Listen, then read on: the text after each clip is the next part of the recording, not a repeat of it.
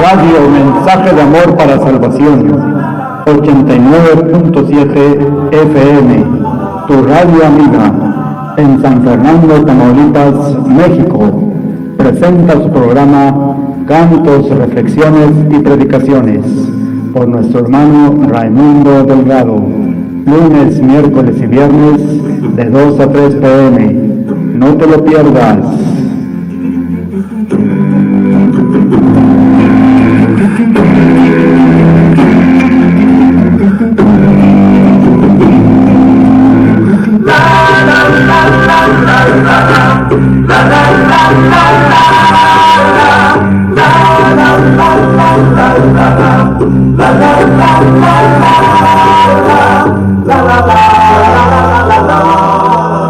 Radio Mensaje de Amor para Salvación, 89.7 FM, tu radio amiga, en San Fernando, Tamaulipas, México, presenta su programa Cantos, Reflexiones y Predicaciones, por nuestro hermano Raimundo Delgado, lunes, miércoles y viernes, de 2 a 3 p.m. No te lo pierdas. ¡Comenzamos! Llegaste a mi vida, siempre gozo de tu paz.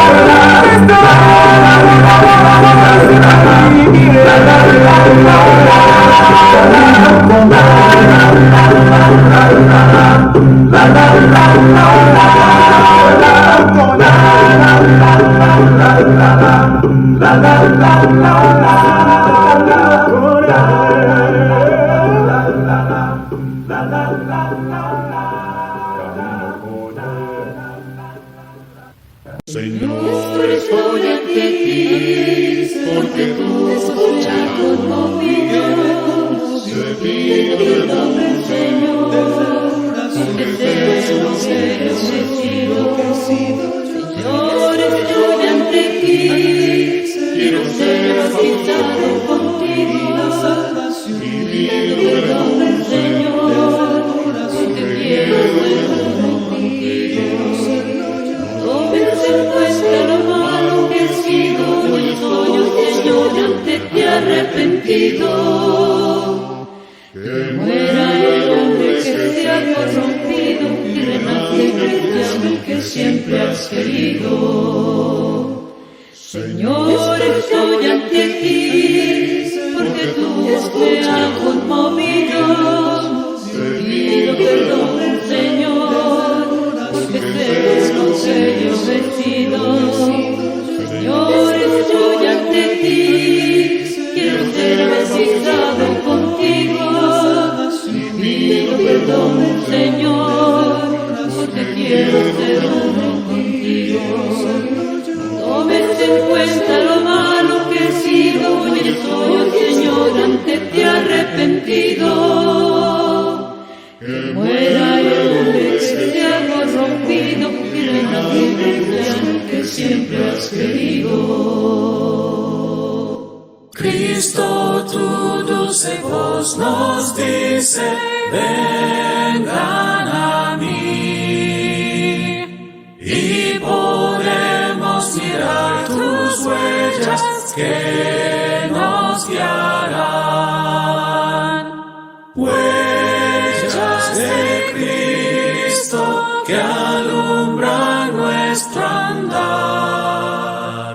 Seguiremos sus pisadas donde Él esté. Huellas de Cristo que alumbran nuestro andar. Seguiremos sus pisadas donde Él esté. Poder y autoridad, con gran gloria y potestad, tú viniste a levantar este reino sin final. Somos pueblo escogido, somos cuerpo del Señor, somos la iglesia de Cristo y queremos serle fiel. Y cantamos alabanza al que con sangre nos compró, proclamamos nuevo manto en la gracia de la cruz. Y aquí estamos hoy unidos, declarando a una voz: somos la iglesia de Cristo, somos siervos de Dios, con poder y autoridad, con gran gloria y potestad. Tú viniste a levantar este reino sin final. Somos pueblo escogido, somos cuerpo del Señor, somos la iglesia de Cristo y queremos serle fiel. Y cantamos alabanza al que con sangre nos compró, proclamamos nuevo manto en la gracia de la cruz. Y aquí estamos hoy unidos, declarando a una voz: somos la iglesia de Cristo, somos siervos de Dios. Y cantamos alabanza al que con sangre nos compró, proclamamos nuevo manto en la gracia de la cruz. Y aquí estamos hoy unidos, declarando a una voz: somos la iglesia de Cristo, somos la iglesia de Cristo, somos siervos de Dios. Hay una iglesia preciosa que la Biblia describe así, como cuerpo y familia de Cristo, allí donde yo me convertí.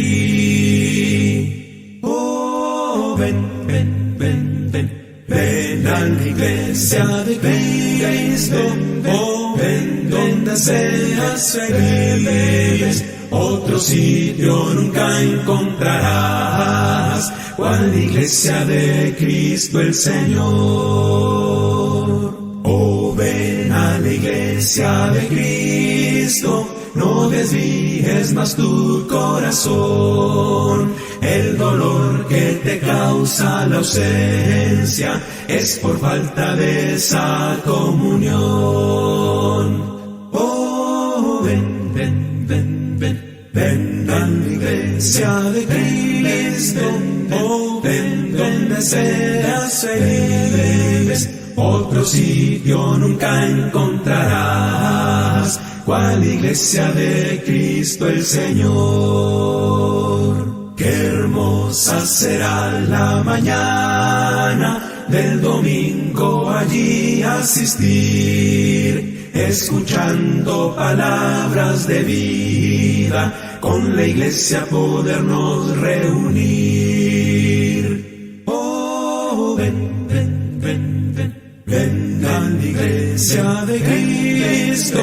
Oh, ven donde seas feliz. Otro sitio nunca encontrarás, cual iglesia de Cristo el Señor. Mis pecados clavaron a Cristo y le hicieron tender de una cruz. Pusieron su cuerpo en la tumba y la iglesia nació a la luz. Oh, ven, ven, ven, ven, ven a la iglesia de Cristo. Oh, ven donde deseas ser libres, otro sitio nunca encontrarás, cual la iglesia de Cristo el Señor. Oh, ven, ven, ven, ven, ven a la iglesia de Cristo. Oh, ven, donde seas ser libres, otro sitio nunca encontrarás, cual la iglesia de Cristo el Señor. ¿Alguna vez se han preguntado ustedes, o se han hecho esta pregunta, mejor dicho? ¿Identifica el mundo a la iglesia cuando yo la presento? Ahí está planteada tú. Y el tú son ustedes, pero también soy yo. Me gustaría que abriéramos la Escritura, el Nuevo Testamento, en el libro de Mateo, capítulo 13, para hacer una lectura de ubicación nada más. En Mateo capítulo 13, verso 24 al 30. Dice ahí la Escritura, el Evangelio: les refirió otra parábola diciendo: el reino de los cielos es semejante a un hombre que sembró buena semilla en su campo. Pero mientras dormían los hombres, vino su enemigo y sembró cizaña entre el trigo y se fue. Cuando salió la hierba y dio fruto, entonces apareció también la cizaña. Vinieron entonces los siervos del padre de familia y le dijeron: Señor, ¿no sembraste buena semilla en tu campo? ¿De dónde pues tiene cizaña? Él les dijo: un enemigo ha hecho esto. Los siervos le dijeron: ¿quieres pues que vayamos y la arranquemos? Él les dijo: no sea que al arrancar la cizaña, arranquen también con ella el trigo.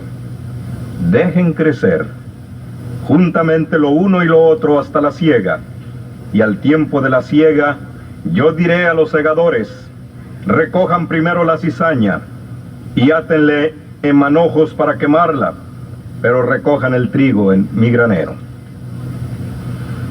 Muy bonita esta parábola, muy ad hoc al tema de esta tarde.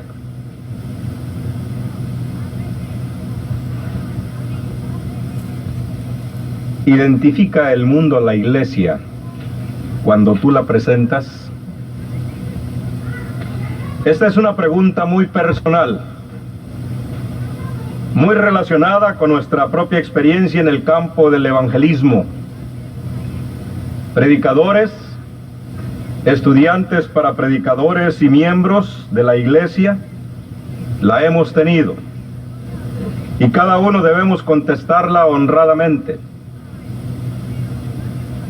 El tema tiene que ver con la identidad y participación de dos instituciones. Por un lado, la institución mundo.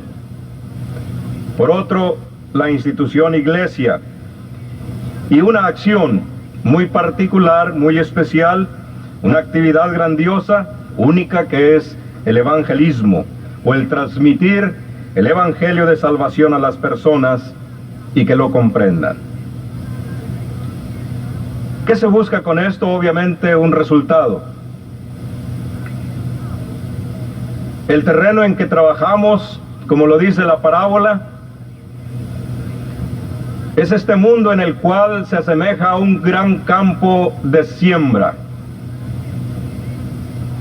La acción, la actividad, obviamente, corresponde a nosotros, los cristianos. Sembrar la palabra. Ese es el espacio, el ámbito de nuestra labor evangelizadora del mundo, donde la gente debe difundir, no ignorar o malinterpretar el mensaje que nosotros transmitimos. Esto ha venido ocurriendo a lo largo de mucho tiempo. Desde el principio, la gente ha malinterpretado, ha malentendido o ha tergiversado el evangelio de salvación en relación a la iglesia. Y va a seguir ocurriendo, como dice la parábola, hasta que venga la siega, hasta que vengan los ángeles del Señor a recoger el fruto del trigo, que es la iglesia, y a cortar la cizaña y quemarla. Cizaña que es muy parecido al trigo. A nosotros nos debe interesar esta labor. Esta labor que consiste en no dejar ni una duda en la mente de los oyentes, y mucho menos que haya confusión. Cada una de las personas a quienes nosotros tratamos de transmitir los beneficios que tiene y que tendrá al venir a pertenecer a la iglesia del Señor, es importante que veamos que ellos tomen una decisión correcta y confiable, que sepan apreciar en todo lo que vale el pertenecer a la iglesia del Señor. Pero debe haber un criterio en las personas, en las gentes. Un criterio suficiente, como dice en Hebreos 5:14, que sepa discernir, que sepa hacer una comparación, una evaluación entre la iglesia verdadera y las iglesias falsas, entre el trigo y la cizaña. De sobra sabemos que a la gente le gusta la originalidad, que le gusta lo verdadero, no las imitaciones, no las falsificaciones. Porque entre la verdad y la mentira o lo falso hay un gran abismo, hay una gran diferencia. ¿Cómo entonces identificar a la iglesia en este mundo? ¿Cómo hacer que el mundo la identifique? Sabemos que Satanás está obrando según la parábola, tratando de hacer aparecer a una o a más iglesias como si fuera la iglesia verdadera. Porque esta es la labor de Satanás. Esta es la obra de Satanás desde el principio. En el principio, con Adán y Eva, Satanás sabía que hay un Dios, pero quería establecer la presencia de otro. Quiso hacer también los milagros en el tiempo de Moisés, igual que lo hacía Dios a través de su varón. Siempre ha sido una acción muy favorecida, un gran negocio hasta económico hoy en día, hacer falsificaciones. Ya lo decían hermanos anteriormente. Hay mucho dinero de por medio en la gente que se ocupa y se dedica a falsificar objetos, ropa, billetes, etcétera, etcétera. Entre tantas imitaciones, ¿cómo se puede identificar la iglesia del Señor? No se puede identificar algo o alguien si no hay otras cosas para hacer esta acción. Si la iglesia solamente existiera en este mundo y no existiera ninguna otra secta o denominación o iglesia, ¿cuál sería el problema? Pero no. Satanás se ha encargado de reproducir imitaciones de iglesia, y precisamente esa es nuestra tarea, esa es nuestra labor ardua: resaltar el valor, los principios, los fundamentos, la grandeza, la divinidad de la iglesia del Señor. Cuando algún negocio, producto o persona se publicita y se hace o se lanza al público, poco a poco toda la gente va a reconocer ese producto o esa cosa, y después de establecido y de grabado bien en las mentes de las gentes, ya no es necesario andar haciendo mucha publicidad, y la gente lo va a reconocer donde quiera que esté o se vea. No así la iglesia de Cristo hoy en día. No hay duda, hermanos, de que la publicidad es importante y es muy buena, para lograr colocar en el gusto de la gente un producto X o Y. La publicidad abundante y bien hecha, sabemos que es excelente para el éxito de un producto o de una persona. Lo es también para la iglesia. Y esa es también parte de nuestro trabajo y de nuestra labor, la publicidad que hacemos de la iglesia. A la gente le gusta la presentación del producto, conocerlo para probarlo, verlo para conocerlo. De ahí que una vez que una marca de algo queda establecido o establecida, ya es muy difícil pasar esa marca del producto desapercibida. Ya no es posible que alguien vea un emblema, un objeto o una persona reconocida y pasar sin saber qué es aquel símbolo. No se puede confundir, no se puede ignorar y no se puede despreciar. Ya por sí sola se recomienda.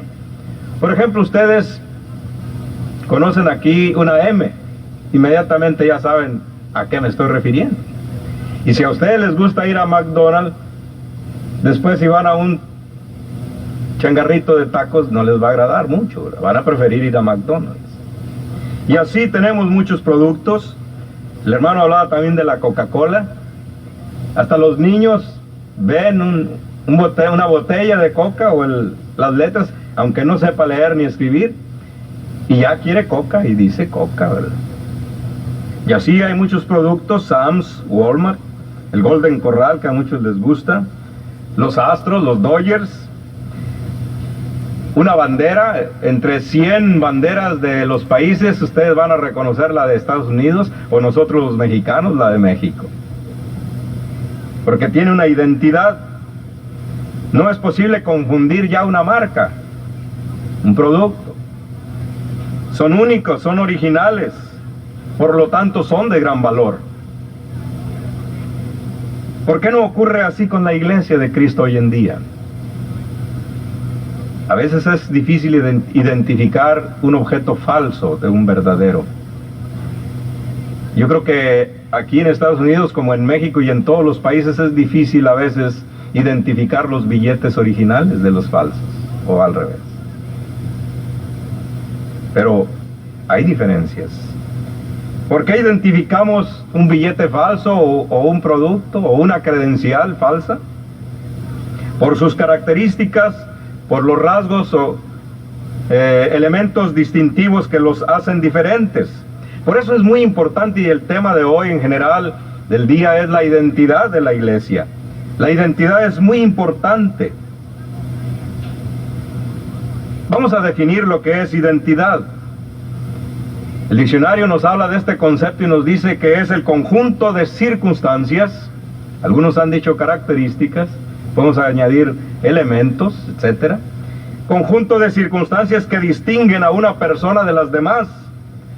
O también es un documento de identidad. Yo y ustedes también, los que venimos de México, si no trajéramos este objeto de identidad con nuestra foto ahí, no podríamos pasar. No podríamos pasar. Si no trajéramos un objeto de identidad, seríamos X, Y o Z.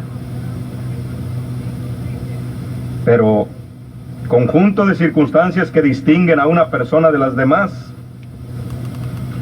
Nosotros también, como cristianos, como iglesia, tenemos un conjunto de circunstancias o de factores o de características que nos deben identificar, y ya algunos hermanos las han ido mencionando una a una.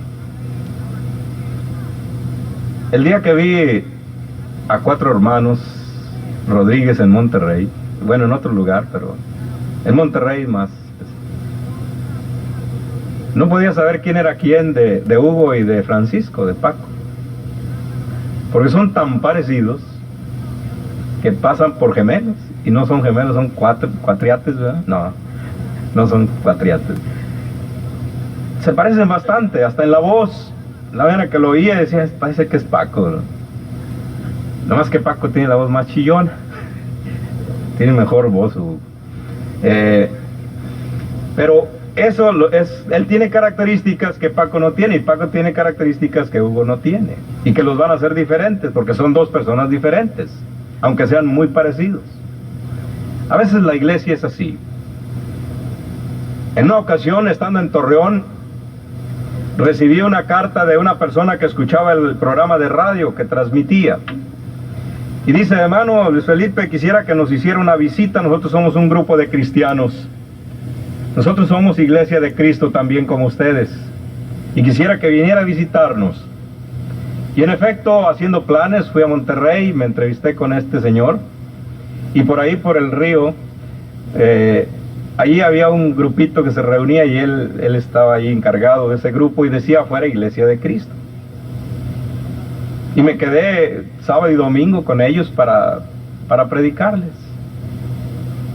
Pero el domingo, en el momento de la adoración, me doy cuenta que no es la Iglesia de Cristo, porque había cosas diferentes.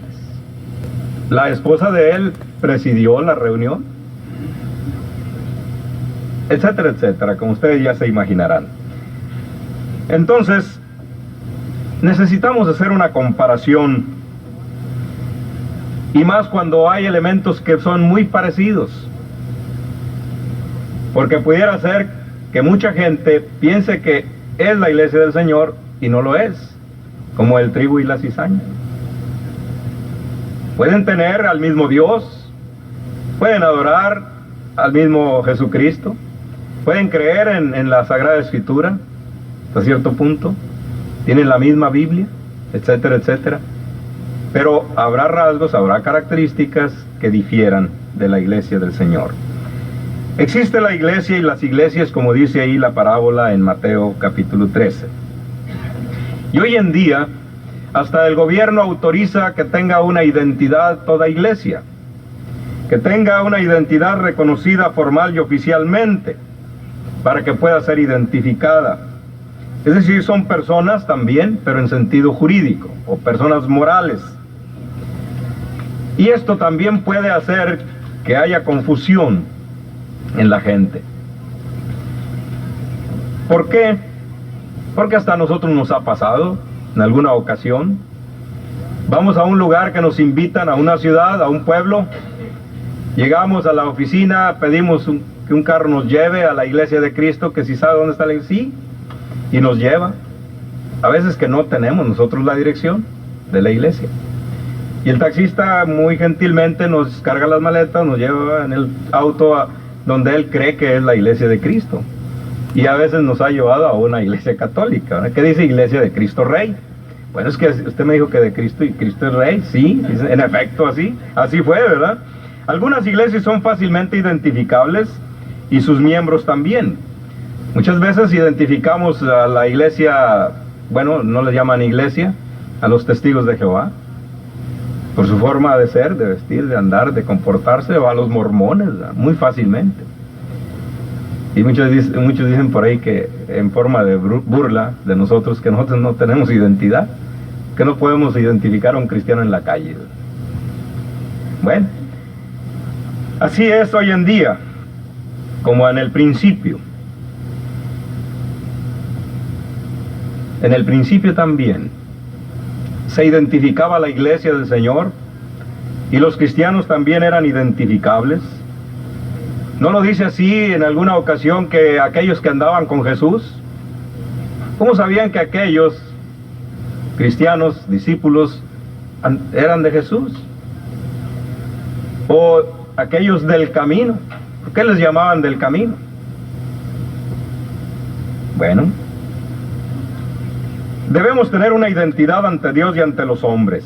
La iglesia de Cristo tiene sus rasgos distintivos, tiene un origen, un fundador, su doctrina, enseñanza, su adoración, su culto, su conducta, sus actitudes, su espiritualidad, su amor, su humildad, su trabajo, su misión, su buen orden, su organización, como acabamos de oír anteriormente, su permanencia o fidelidad y su plan de salvación. Aún así, hay iglesias que tienen cosas muy parecidas a las nuestras. Y aún así, aunque tengamos los rasgos distintivos o las características o las circunstancias que nos distinguen, sin embargo el mundo no las conoce. No conoce la Iglesia de Cristo en México. Y creen muchos que somos una nueva secta o una iglesia denominacional o un grupo también salido de la Iglesia Católica Romana, etc. Hace unos días pasaba una señora por ahí, por el lugar donde nos reunimos, y se detuvo, vio iglesia, que decía Iglesia de Cristo, y allí nuestro horario, y coincidentemente estaba afuera cuando ella se paró, y ya platicando me pregunta, ¿y ustedes a qué iglesia pertenecen? Pues le digo, Iglesia de Cristo, ahí dice, mire. Sí, pero de la católica, de los protestantes o qué. Digo, no, mire, necesitamos sentarnos a platicar para explicarle y tratar este asunto. Les digo, el mundo a veces no nos identifica. ¿Cuál será el problema? ¿En dónde radica? ¿En nosotros? ¿En usted y en mí? Un misionero presbiteriano, ahí en Victoria, americano, me decía, yo conozco a Max Lucado, y riéndose dice, es el más liberal de los predicadores de la Iglesia de Cristo. Ay, caramba, lo conoce mejor que yo. Bueno, lo identifican así, acá en Estados Unidos y aún en México, quienes lo conocen. Por un hombre identifican a la iglesia. Por usted y por mí van a identificar a la iglesia. Por la manera en que presentamos el mensaje. Es una de las formas. El lenguaje que utilicemos tiene mucho que ver. La manera en que el receptor o la gente que nos escuche hablar de la iglesia va a saber de la iglesia. Si nosotros no utilizamos un lenguaje claro, preciso, persuasivo, cautivante, si nuestra comunicación entre la gente y nosotros no es de expresión clara sobre las ideas y las precisamos, no va a tener la identidad. Hacerlo en un mundo de incredulidad, en el que las ideas falsas son los más grandes obstáculos a la recepción del Evangelio, estamos topando ahí y vamos a topar con ese gran obstáculo. Por eso tenemos que prepararnos, y qué bueno que hay escuelas de predicación, y qué bueno que hay hermanos que se superan aunque no vayan a escuelas de predicación, porque es necesario ir al mundo con el Evangelio, con la identidad de la iglesia, bien preparados, bien entrenados, para combatir ese mundo de ideas equivocadas y adversas, pero nosotros vamos con la verdad. Hay, desde el principio, Pablo lo dice en Colosenses 2:8, en 1 Timoteo 4:1, ideas o filosofías huecas, sutiles, hay herejías, hay espíritus engañadores, doctrinas de demonios, a las que llaman iglesia o iglesias, pero de ninguna de estas salvan, sino condenan. En cuanto a transmitir el Evangelio o la identidad de la iglesia, todos tenemos estilos, formas, métodos para presentar el mensaje, propios o a veces imitados. Utilizamos la forma oral, cara a cara, utilizamos folletos, utilizamos mencionaban hace rato las películas del hermano Miller, esta forma que utiliza el hermano Omar, etcétera.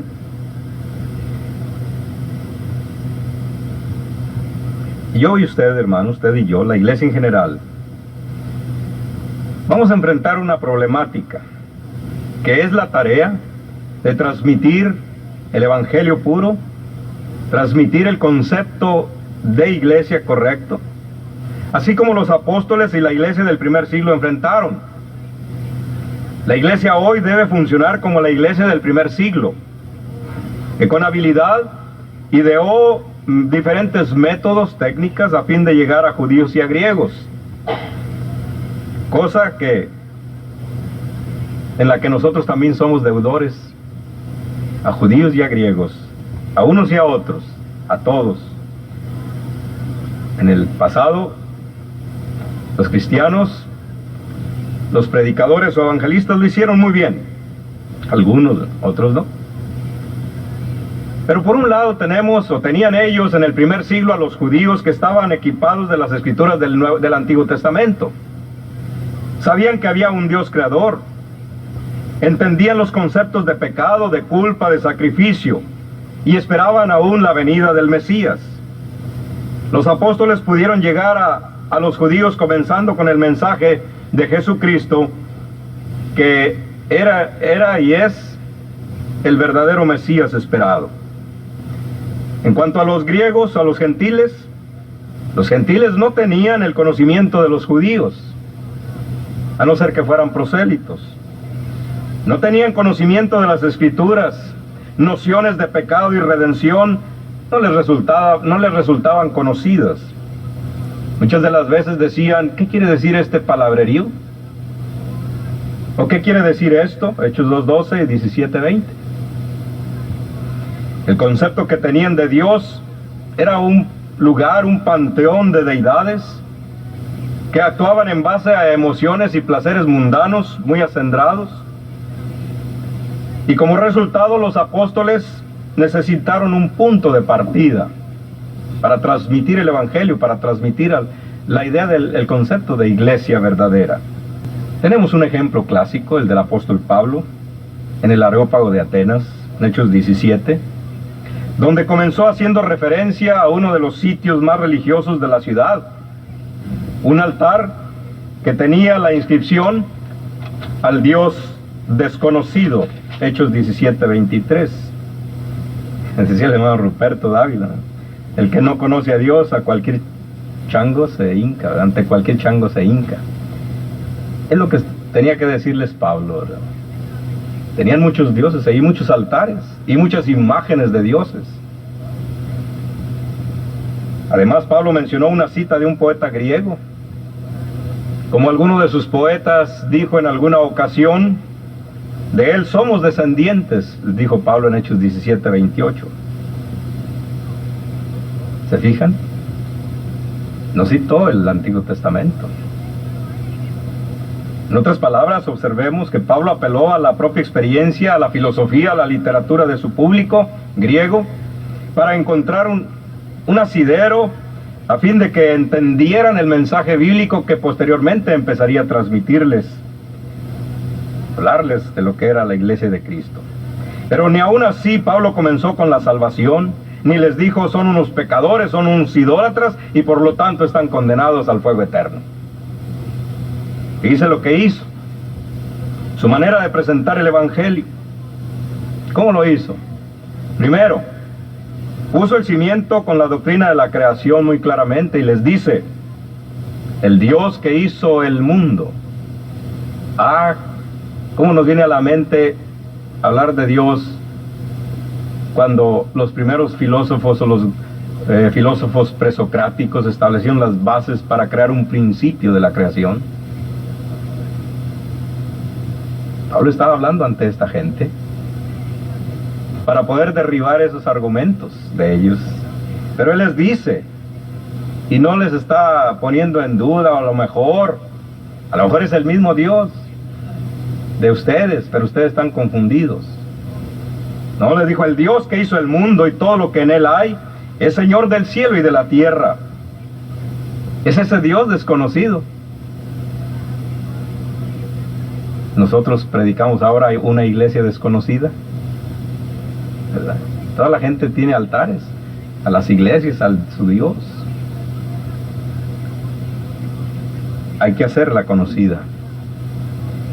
Luego entonces Pablo arguyó que ellos debían comprender por sí mismos que este Dios no podía ser como un ídolo de oro o de plata. Aquí empieza la comparación y la demostración para que haya el criterio, la determinación de sus oyentes para decir, bueno, hay dos opciones, tenemos dos opciones, ¿cuál me conviene más? Pablo presenta la mejor opción. Y si ese Dios al que no conocían los hacía pensar con el amor a la sabiduría que los griegos tenían, de que ese Dios que tenían ahí en esa inscripción, que era desconocido para ellos, pero que ellos sabían que ese Dios los había creado, tenía que ser un Dios muy personal, alguien a quien le debían lealtad personal, y alguien ante quien eran responsables. Ese Dios es al que yo les predico. Dios verdadero, no al Dios falso, no a los dioses falsos. Solo después de establecer quién es Dios y por qué moralmente somos responsables ante Él, Pablo habla de arrepentimiento, ¿verdad? Después, y de la resurrección de Cristo. Una necesidad y una promesa de y para los oyentes de Pablo. Pero ¿qué está sucediendo hoy con nuestro mundo, hermanos? Aquí en Estados Unidos, aquí en Texas, o en nuestro país, en México, o en otros lugares. ¿Cómo reciben el Evangelio? ¿Cómo reciben la iglesia que usted predica?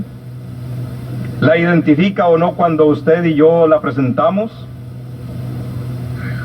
Obviamente que la aceptación del Evangelio o de la iglesia depende de la presentación.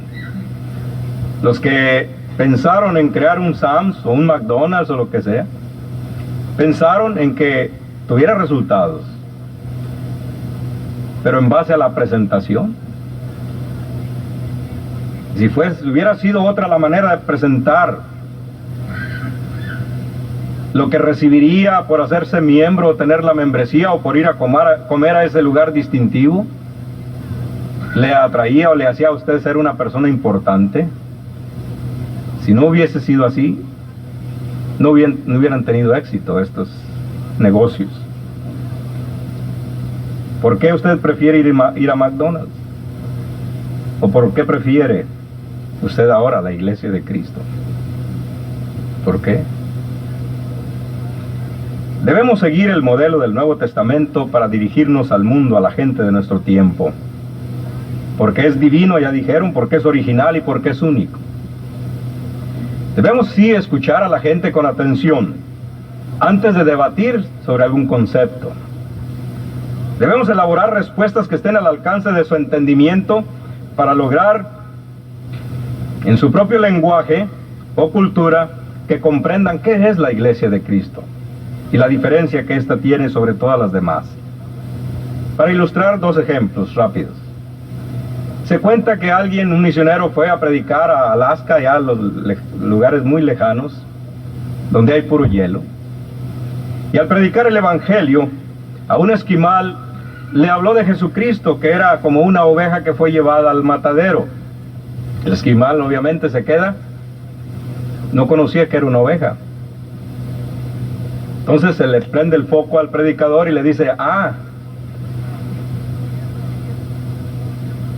fíjate que ese Jesús que murió por ti, que dio su sangre por ti, por tus pecados, para redimirte, para salvarte, fue llevado al matadero como una foca. ¿Una foca? ¿Entendía el esquimal el concepto? Ahora sí, ¿verdad? Aquel cristiano que trató de explicarle la redención, el rescate a un ateo, recogió unas hojas secas, con maderita seca, yesca, hizo un círculo, prendió fuego, pone un gusanito en medio y le dice, así es la redención. Fíjate, observa. El gusanito quería salir, escapar del fuego, no podía, estaba encerrado en un círculo de fuego. Después de que el gusanillo se retorcía ya de agonía, el cristiano agarra el gusanito y lo cambia de lugar. Y dice el cristiano, así era yo. Así estaba yo. Como ese gusanito en medio del fuego, a punto de ser chamuscado por el fuego del infierno, si no me arrepentía. Estaba sin esperanza de vivir. al borde del fuego eterno. Pero Jesucristo fue y me sacó con su mano poderosa, con su gracia me rescató de morir. Díganme ustedes, ¿quién no entiende estas ilustraciones? ¿Un hombre simple? Hasta un hombre de cultura, de preparación. Nosotros los cristianos hoy somos instrumentos de Dios, somos llamados a amar al mundo perdido, lo suficiente como para ayudarlo a salir de la condenación que le espera, como dice Judas, arrebatarlos del fuego. Pero para hacerlo tenemos que usar sus propios recursos de comunicación. Y depende mucho también de quién es el receptor. Si es un hombre o una mujer. Ahora tenemos que considerar también si es homosexual o lesbiana, ¿verdad? Dijo el hermano. Joven, adulto, anciano, trabaja, estudia, de amplia cultura o ignorante, etc. De esta manera, con palabras suaves, firmes, precisas, con argumentos que sean refutados, 2 Corintios 10:5, pero con la verdad, podemos convencer, podemos persuadir aún a personas tan hostiles y endurecidas por el pecado. Pero a veces, ¿por qué no ocurre? ¿Por qué no lo logramos? ¿Por qué no podemos? ¿Por qué no vamos, inclusive?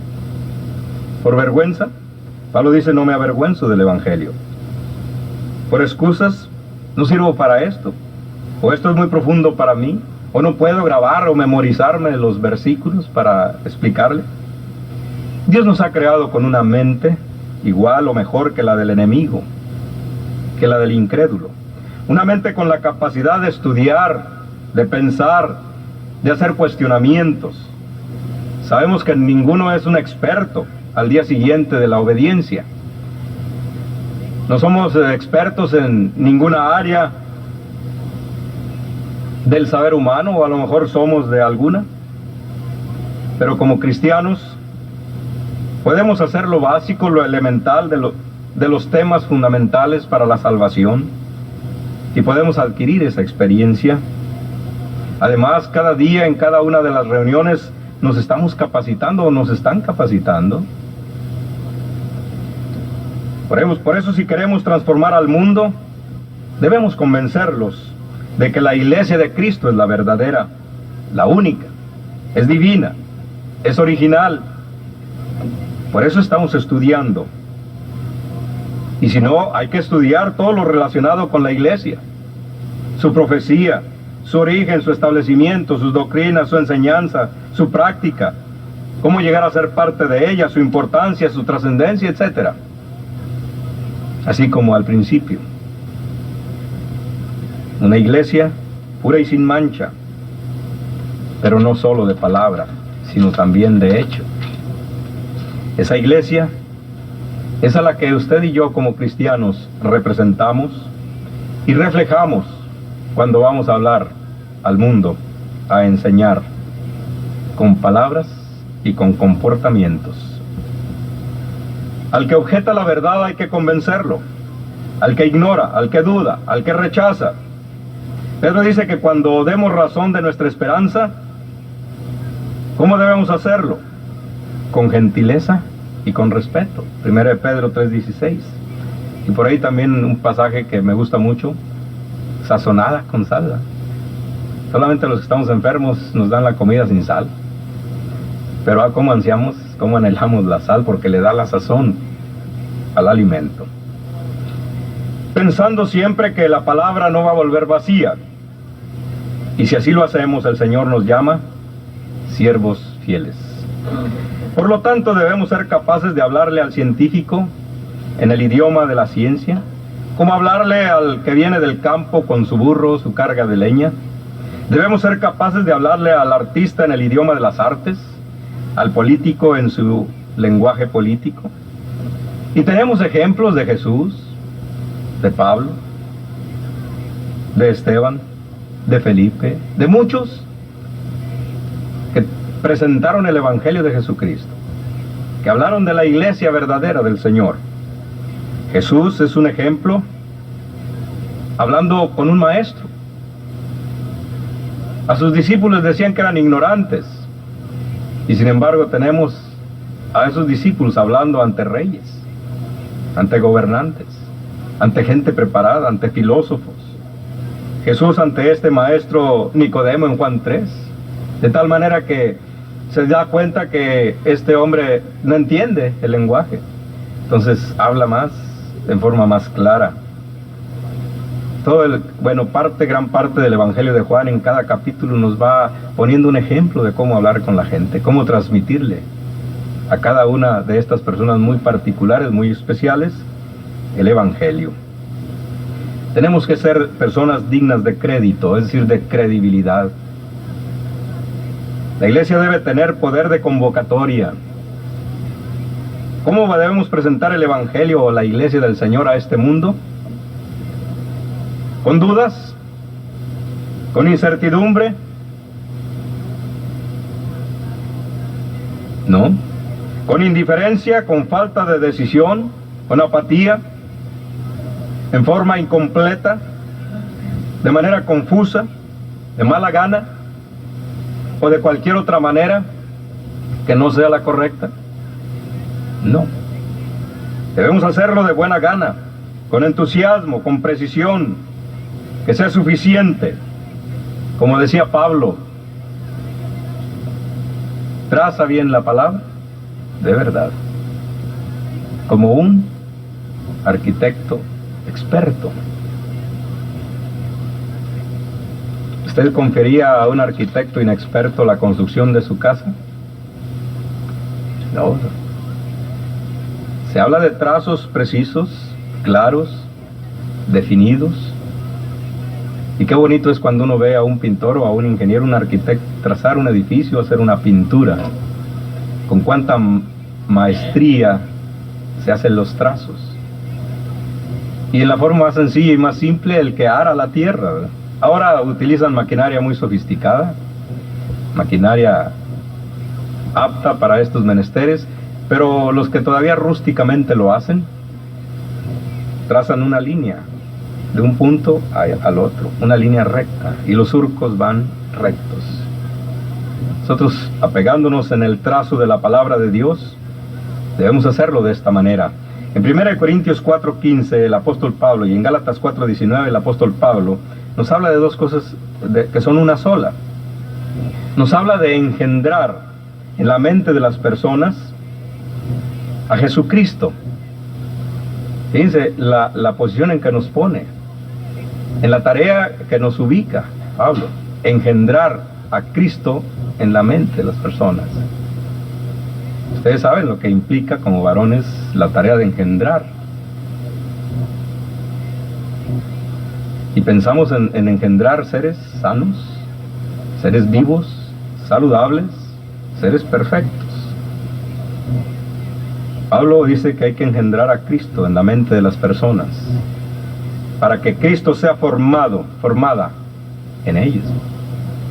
Que el desarrollo del embarazo, del engendramiento, sea una formación perfecta de un ser perfecto. La iglesia es un ser perfecto que vamos a implantar, engendrar en la mente y en los corazones de las personas,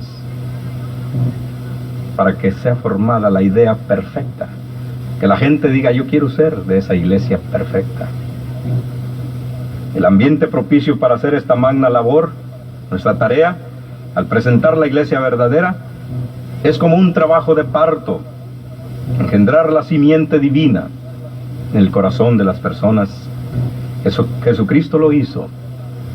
Y cuando esta acción de dar a luz en la mujer se presenta, es un momento de dolor, de llanto, pero de felicidad, al ver salir una nueva vida, un nuevo ser, imagen y semejanza de quien lo engendró. Nosotros tenemos esa tarea de engendrar a imagen y semejanza de la iglesia del primer siglo en la mente, en los corazones de las personas hoy en día. Mas vosotros sois linaje escogido, real sacerdocio, nación santa, pueblo adquirido por Dios, para que anunciéis las virtudes de aquel que os llamó de las tinieblas a su luz admirable. La iglesia del Señor por siempre firme estará. Jesucristo la compró y fiel permanecerá. La iglesia bendita no descansará, sino buscará almas rescatar, anunciando de Cristo y de su perdón. Cristo la compró, sangre derramó. Él mostró su amor para darle al mundo perdón. La iglesia del Señor es siempre viva y eficaz, reteniendo la verdad, la fe que obra la paz. Si alguno osare enseñar tal vez cosas que a su vez no puede entender, desligado de Cristo quedará su ser. Cristo la compró, sangre derramó. Él mostró su amor para darle al mundo perdón. La iglesia del Señor un día se levantará, pues el juicio llegará y el tiempo ya no será más. Pues Dios es eterno y el hombre es mortal, comparecerá ante el tribunal y si no se prepara lo lamentará. Cristo la compró, sangre derramó. Él mostró su amor para darle al mundo perdón. Un momento para reflexionar. La parte de Dios. Dios podría, si quisiera, hacer que creciera el trigo sin que los hombres tuvieran que sembrarlo. ¿Estáis conmigo? Pero su amor nos demuestra a través del labrador, y al hombre su obra maestra lo hace colaborador. Deja que él siembre gozoso sobre una tierra abonada, y después él, poderoso, la crece multiplicada. Ayuda al que diligente sembró con fe y esperanza, dando lluvia y sol caliente, hasta que su fruto alcanza. Qué preciosa es la cosecha, con qué anhelo es recogida, mas qué pocos la aprovechan, con el alma agradecida. Por lograrla han trabajado Dios y el hombre en compañía, y al fin de lo cosechado, ¿qué parte les tocaría?